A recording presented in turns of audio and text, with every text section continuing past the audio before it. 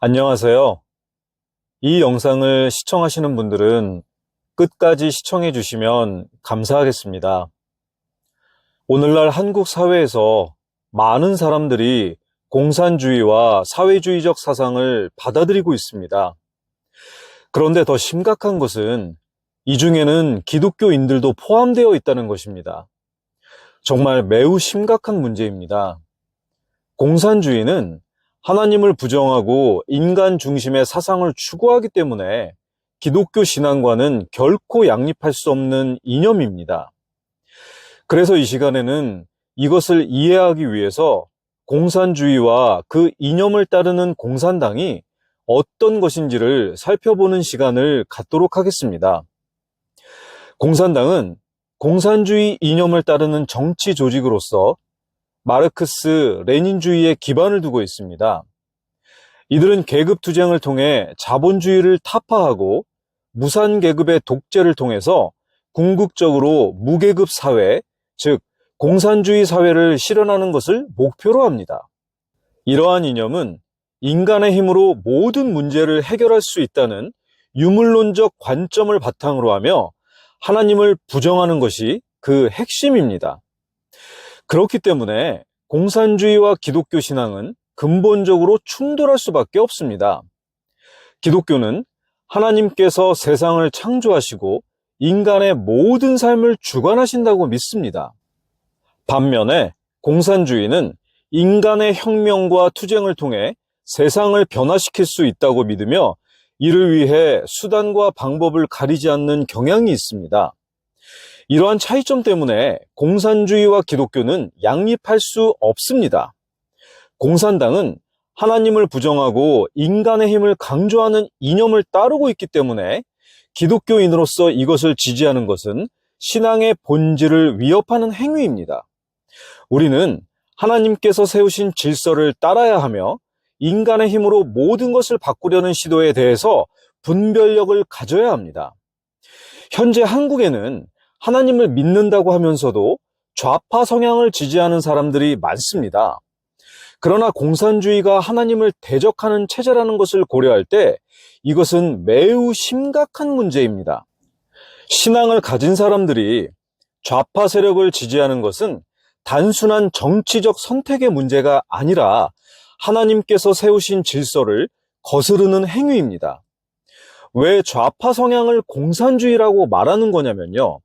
현재 한국의 좌파 세력, 특히 민주당을 중심으로 한 정치 집단이 추진하는 정책들을 보게 되면 이들이 단순한 민주주의적 진보 세력이 아니라 사실상 공산주의적 체제로 가고자 하는 흐름을 보이고 있습니다. 이들은 자유민주주의 체제를 무너뜨리고 북한과 같은 공산주의 체제를 위한 기반을 마련하고자 하고 있으며 이를 위해서 정치, 경제, 교육, 언론 등 여러 분야에서 공산주의적 사고를 확산시키고 있습니다.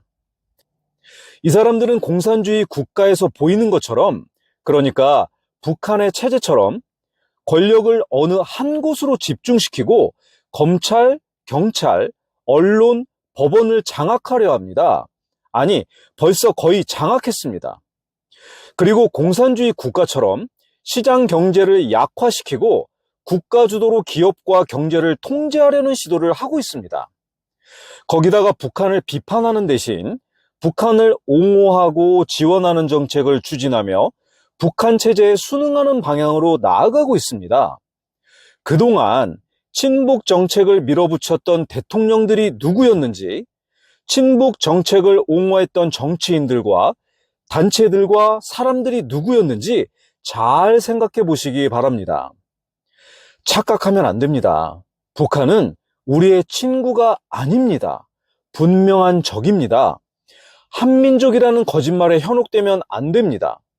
북한 정권은 대한민국을 적으로 간주하고 자유민주주의를 부정하고 있습니다. 그리고 한민족이라는 개념을 이용해서 대한민국을 공산화하려는 전략을 사용하고 있습니다. 북한 정권의 실체를 분명히 인식하고 같은 민족이라는 감상적인 논리에 속아 넘어가서는 안 됩니다. 우리가 북한이라는 말을 들으면 먼저 떠오르는 것은 억압받고 있는 불쌍한 북한 주민들입니다. 그러나 실제로 북한을 이야기할 때 초점을 맞춰야 하는 것은 그 주민들을 억압하며 자유를 빼앗고 동시에 대한민국을 위협하는 북한 정권입니다. 그리고 좌파 세력은 종교의 자유를 제한하는 법안을 추진하거나 교회가 내는 올바른 목소리를 덮으려고 엄청나게 공격을 합니다. 이런 움직임을 보면 현재 한국의 민주당을 대표로 하는 좌파 세력이 궁극적으로 지향하는 것이 공산주의 체제라는 것을 알 수 있습니다. 그렇기 때문에 이들을 지지하는 것은 신앙적으로도 매우 위험한 일입니다. 만약에 한국에서 민주주의 체제가 무너지게 되면 기독교인들은 더 이상 자유롭게 하나님을 섬길 수 없게 됩니다. 공산주의 국가에서는 반드시 종교 탄압이 따릅니다. 이는 북한, 중국, 소련 등 과거와 현재의 공산주의 국가들이 증명하고 있습니다. 공산주의 국가에서는 교회를 국가의 통제 아래 두거나 신앙 자체를 금지하는 경우가 많습니다. 북한에서는 지하교회를 제외하고는 모든 교회가 사라졌으며 중국에서도 정부의 허가를 받은 교회만 운영할 수 있습니다.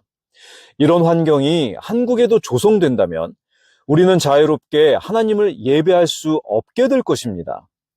그렇기 때문에 우리는 공산주의적 성향을 가진 한국의 좌파 세력을 지지해서는 안 됩니다. 이들은 결국 기독교 신앙을 위협하는 방향으로 가고 있습니다. 그런데 이런 좌파 세력을 그리스도인들이 지지한다고요? 정말 정신 차리고 깨어나야 합니다. 믿는 사람이나 믿지 않는 사람이나 모두가 나의 국가와 자유를 지켜야 하지만 특별히 우리 그리스도인들이 정신 차려야 하겠습니다. 현재 한국에서 공산주의적 이념을 따르는 세력들이 점점 더 강력해지고 있습니다. 혹시 느끼지 못하십니까? 저는 미국에서 살고 있는데도 너무 많이 느껴집니다. 우리는 공산주의적 이념을 가진 세력을 반드시 분별하고 이들을 물리쳐야 합니다. 정치적, 사회적으로도 이들의 영향력을 줄여야 하고 신앙적으로도 이들의 사상에 미혹되지 않도록 주의해야 합니다. 그래서 우리 모두가 깨어 있어야 합니다.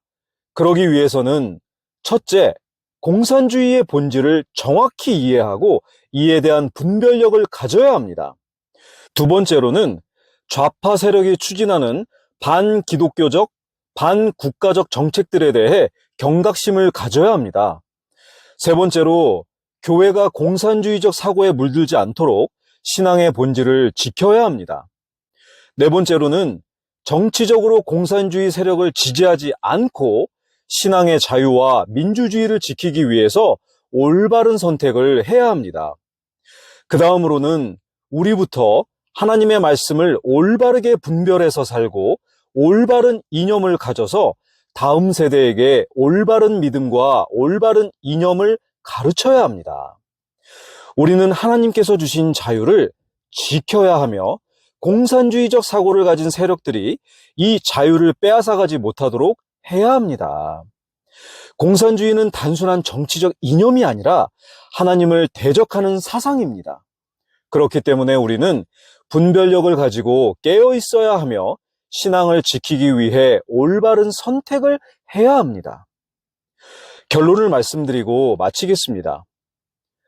왜 보수 진영에 연세 많은 어르신들이 많이 계시는지 아십니까? 어르신들은 오랜 세월을 살아오시면서 경험하셨습니다. 무엇이 옳고 무엇이 잘못된 것인지 잘 아십니다. 현재 진보라는 간판을 내걸고 또 가짜 민주주의라는 이름으로 장사하고 있는 가게에 들어가 보니 그 안에 있는 사람들이 모두 공산주의를 원하며 공산주의 체제를 지향하는 세력임을 분명히 아신 겁니다. 그렇기 때문에 그들을 그냥 놔둘 수 없고 대한민국이 위험에 처해 있다는 것을 너무도 잘 아시기 때문에 보수 진영에서 좌파들을 강하게 반대하는 것입니다. 나라가 무너지면 우리가 누리고 있는 모든 것이 다 무너집니다. 하나님의 은혜로 세워진 대한민국이 무너지지 않도록 먼저 우리 그리스도인들부터 정신을 차리고 깨어 있어야 합니다. 공산주의는 결코 변하지 않습니다. 그러나 많은 사람들이 공산주의의 본질을 제대로 알지 못하고 있습니다. 공산주의는 단순한 정치적 이념이 아니라 하나님을 부정하는 사상입니다. 우리는 이에 대한 분별력을 가지고 있어야 하며 교회는 이 문제를 결코 외면해서는 안 됩니다. 하나님께서는 우리가 세상의 거짓된 철학과 사상에 미혹되지 않고 오직 하나님의 진리 안에서 분별력 있게 살아가기를 원하십니다. 그러므로 우리는 언제나 하나님의 말씀을 기준 삼아 세상을 바라보며 거짓을 분별하고 하나님만을 온전히 의지해야 합니다. 하나님의 말씀 안에서 분별력 있게 살아가는 저희 모두가 되시기를 소망합니다. 감사합니다.